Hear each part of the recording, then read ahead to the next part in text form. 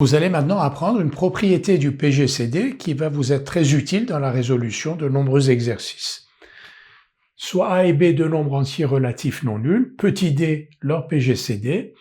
Si on note A' égale A sur D et B' égale B sur D, A' et B' sont bien sûr des entiers parce que D divise A et D divise B. Donc A' égale A sur D et B' égale B sur D sont premiers entre eux. On peut le démontrer de cette manière. A c'est A'D, B c'est B'D.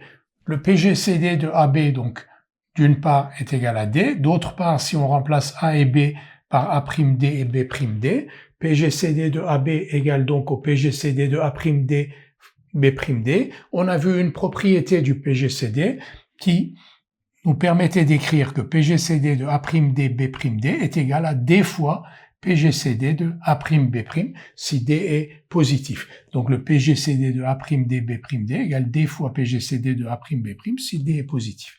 Maintenant, si on regarde, PGCD de AB d'une part est égal à D, d'autre part est égal à D fois PGCD de A'B'. C'est donc que PGCD de A'B' est égal à 1.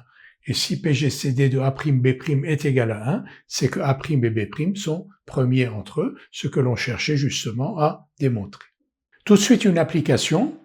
Le PGCD de 3600 et de 6930 est égal à 30. On nous le donne.